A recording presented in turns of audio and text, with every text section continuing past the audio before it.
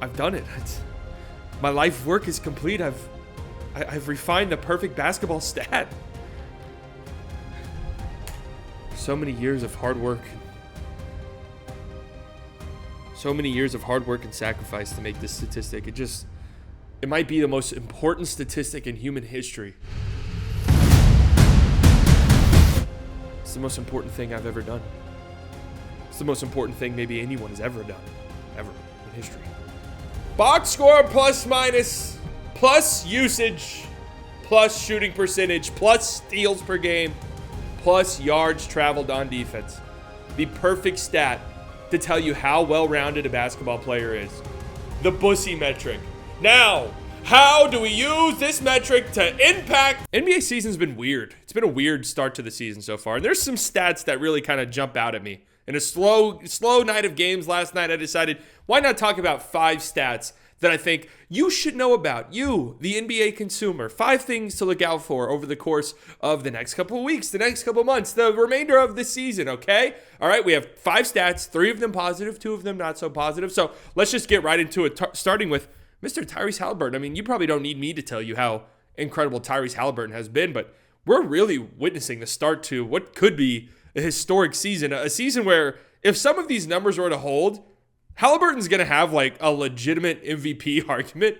Like that's how insane it's been. He's currently averaging 12.5 assists per game. That's by far the most in the NBA. Not only that, it would be only the 14th time in NBA history that a player has averaged 12.5 assists per game over the course of the season. Magic Johnson did it 5 times. John Stockton did it 6 times. Stockton was the last person to do this in 1994. So it's been that long, nearly 30 years. Oh my God. I was just about to say something that was going to reveal my age, but I'm not going to do it. And not only that, Haliburton's only averaging 2.1 turnovers per game, which if that were to hold over the course of the season would be by far the fewest amount of turnovers per game for a player averaging 12.5 assists. I mean, this has just been an insane start to the season for Tyrese Haliburton. Do I think it's going to hold? The turnover numbers will tick up, I would have to imagine, but I would say it's like 50-50 that Tyrese Haliburton averages over 12.5 assists per game this year. Like, I really, he's been that good. Tyrese Haliburton passing highlights, what a joy. This court, not a joy. I kind of thought I liked the red courts. This one is a fucking monstrosity. Anyways, Pacers get a steal. Tyrese Haliburton in transition. That's terrifying. Now, a lot of people make fun of Tyrese Haliburton's no-looks passes, but this one actually serves a bit of a purpose. Gets the defender leaning just a tiny bit. Obi Toppin and Tyrese Haliburton. Whoa, what an exciting duo this duo is. Yeah! Look at this skip pass by Mr. Tyrese Haliburton. By the way, shout out to Aaron Nesmith having a nice start to the season. Ugh! Great pass. Nesmith knocks it down. This Pacers offense really is a joy to watch, right? They're sending help, right? They're kind of trapping this screen. Embiid's got to step up here to help up on Toppin so he doesn't get an easy roll. Haliburton reads it like a book. Beautiful skip pass. Right in the shooter's pocket, too. Beautiful. You really just need one game to showcase Tyrese Haliburton's passing abilities. I mean, 9 of his last 10 games, he's had double-digit assists. This is off of a dead ball turnover. So an inbounds play, and they go so quick, you don't even see the pass. It's just midair, and it just appears in Isaiah Jackson's hands. Easy finish. What a player. The hilarious patented Tyrese Haliburton no-look lookaways continue. This one wasn't really necessary. This was just terrible defense by Marcus Morris. But a beautiful cut by Nesmith and just a beautiful pass by Tyrese Haliburton. Again, was the no-look necessary? I mean, I guess he's trying to get Marcus Morris to commit to Bruce Brown here, but this wasn't the no-looks. Marcus Morris just got no clue what the hell's going on. You know what hasn't been that good, though? The health of the Phoenix Suns. But you already knew that, didn't you? At some point, owners, GMs, and the NBA, listen to me good, okay? Stop building your teams around often injured players. It never fucking works. When has it ever worked? Seriously. It never has. I'm saying this because a report came out earlier today that Bradley Beal will be missing the next several weeks with a back injury. They're going to reevaluate him in several weeks. This trio, Devin Booker, Bradley Beal, Kevin Durant, has yet to play a game together, and it will be at least mid-December before we see their first game together. And I am horrified for Kevin Durant. I am terrified for him. He's having a tremendous start to the season. He's playing incredibly well. He's 35 years old. He has not played over 60 games in a season since 2018-2019. He is currently 3rd in the league in minutes per game, 7th in total minutes, and 8th in usage rate. They are relying heavily on Kevin Durant, and their offense tanks when he is not on the floor. A 119 offensive rating when KD is on the floor, a 98 offensive rating when he is off. That is just a lot on the back of Kevin Durant. And at this age, with his injury history, I'm very concerned. I'm very concerned that this is going to come back to bite the Suns in the ass. But they don't really have another option currently because Bradley Beal's missed so much time and Devin Booker's missed so much time. This trio being healthy would be good for the basketball world. Like, just seeing these three on offense would be great. Just look at this play right here. Beal's in the game with KD. Beal, great at driving, great at getting to the rim. Look how much attention he drives on this play.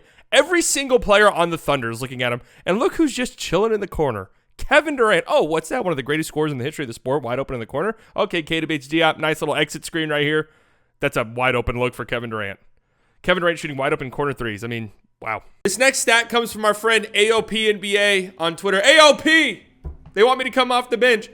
This is about Sam Hauser, who is coming off the bench for the Boston Celtics. I love stats like these. I love like these random role guys who you just kind of always assumed, oh, this guy's just kind of a pumpkin. You know, he's cool and all, but he's not anything too special. Then all of a sudden, like the player has a tremendous start to the season, gets a bigger role, and you're like, oh wait, all of these NBA players are really fucking good. That's the case with Sam Hauser, who currently leads the league in points per possession off of screens by a ginormous margin. 1.7 points per possession off of screens for Sam Hauser. He's averaging 9.5 points per game this season, 44% from three on 6 attempts, all while playing really solid defense. So the Celtics needed some people to step up, right? They lost a lot of depth over the offseason, getting Kristaps Porzingis, getting Drew Holiday, and players like Sam Hauser have stepped up, and they've been tremendous. But this little play right here, nice little V cut by Sam Hauser, and a nice little down screen by Jason Tatum. Jason Tatum setting screens for Sam Hauser. How about that?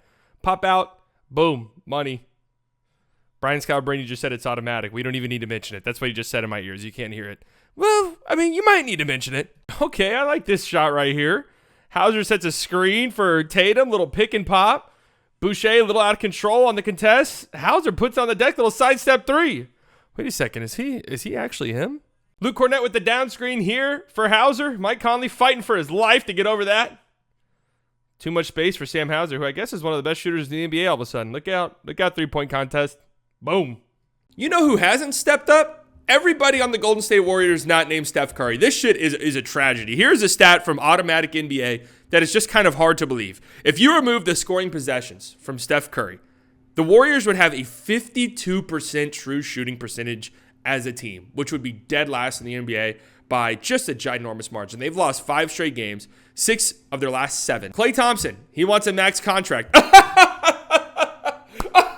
13.8 points per game, 51% true shooting for Klay Thompson. It's been atrocious, right? And for guys like Wiggins, who's currently 13% from 3, 10.5 points per game, 43% true shooting, at least I could say, well, Wiggins, his shot's not really falling. And it just kind of feels like once his shot starts falling, he'll be a little bit more confident. Chris Paul, 26% from 3, 47% true shooting. You can just say, well, he's just kind of old as dirt and his shot's not falling.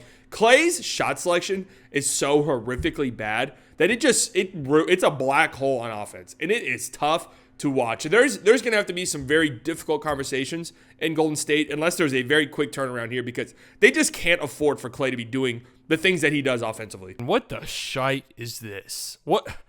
Under what circumstances do we want Klay Thompson shooting this shot over Jaden McDaniels? In my brain, I'd like to imagine that coach right there. I don't know who that is. The assistant coach immediately calling for a sub, sees that shot. Like before the shot even goes up, the shot is still midair. The coach is immediately looking over. Yeah, get in the game. Yeah, we're gonna sub you in, buddy. Yeah, you probably saw this possession on Twitter because it went pretty viral after this game. But my lord, Klay Thompson trying to break down his defender. The defender being Karis LeVert, who's an underrated defender in his own right, but that's just not an offensive possession that I would want as a coach. Steve Kerr's won a lot of championships. I haven't won anything in my life at any level, but I don't know if that's the shot I'm cool with. This is a great advertisement for Steve Kerr's doctors. Whoever his doctors are, I'd be using this as an advertisement. Hey, look at us. We're doing such a good job with Steve Kerr that he's not suffering from brain aneurysms anytime he watches shit like this go down. It's a tremendous advertisement. All right, the shot clock just started. By the way, Klay Thompson's shooting like 31% on long twos this year. We're 20 seconds with it left in the shot clock. What is this shot, man? That is horrific. What on earth? And the last stat I want to talk about here.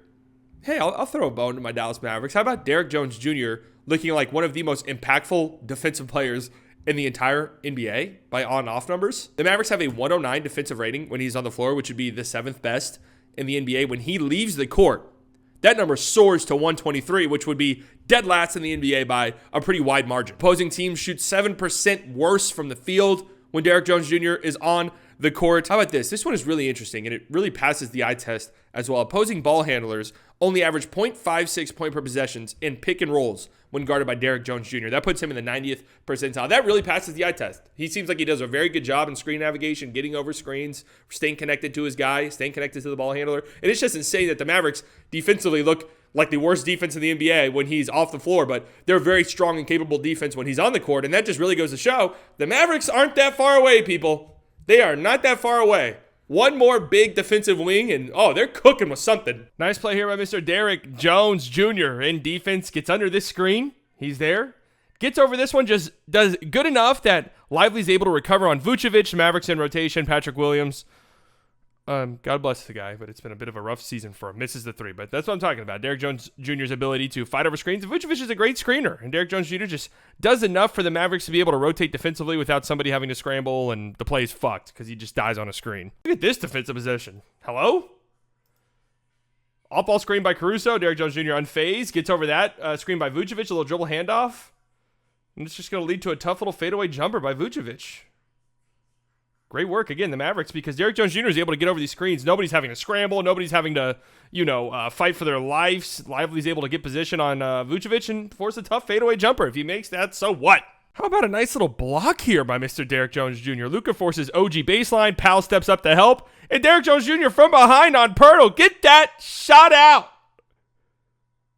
Beautiful. Derrick Jones Jr. I was unfamiliar with your game. Just kidding. I knew you did this, but I didn't expect it at this level. Anyways, I need to plug something really quickly here. I never do this. Playback.tv/slightly biased. We're going to be going live over there much more often this season, watching games from around the league. You guys get to call in. We're gonna brainstorm some fun, creative things to make the streams even more fun than they already are. Make sure you guys follow me over there. Playback.tv/slightly biased. It's completely free. You can link up your league pass, watch games together. Yeah, it's just a great time. Okay, toodaloo.